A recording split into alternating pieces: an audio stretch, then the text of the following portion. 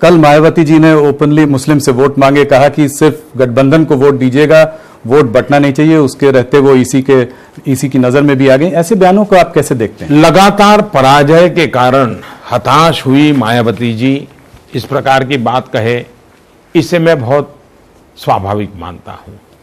मुसलमानों को special vote करने के लिए अपील करे वगैरह, एक तो ये इलेक्शन कमीशन का विषय है किसको करना है, लेकिन मुझे चिंता मायावती की कम है, क्योंकि अब वो डूबती हुई दी नैया है, बचने के लिए मुसलमानों को सहारा ढूंढती हो, मैं उनकी मुसीबत समझ सकता हूं।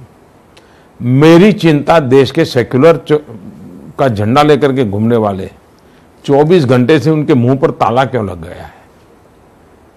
अगर ऐसी बात किसी ने हिंदू समाज के लिए बोल दी होती तो ये कितनी उठापटक करते, कितने अवार्ड वापसी वाले निकल आते, कितने सिग्नेचर वाले निकल आते।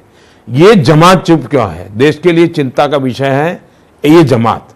और आपसे भी मेरा आग्रह है, ऐसी जमात को अब एक्सपोज करने की जरूरत है कि इस प्रकार की सिलेक्टिव क्यों है। क्या इससे उनके सेकुलरिज्म को कोई चोट नहीं पहुंची? क्या ये उनके सेकुलरिज्म को बढ़ावा देने वाली चीज थी? क्या इनके सेकुलरिज्म को ताकत? इसलिए सबसे बड़ा खतरा ये नकाबी लोग हैं ना, उनका है। मायावती की तो मजबूरी है, कैसे भी करके बचना है, तो वोट मांगने के लिए इधर उधर कोशिश करती रहेगी। पिछले 5 सालों में भारतीय जनता पार्टी ने वेस्ट बंगाल, उड़ीसा और नॉर्थ ईस्ट में काफी काम किया है, काफी बल डाला है।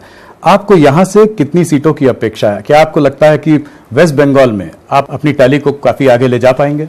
भारतीय जनता पार्टी हिंदुस्तान के हर कोने में अपना प्रभुत्व बढ़ाएगी।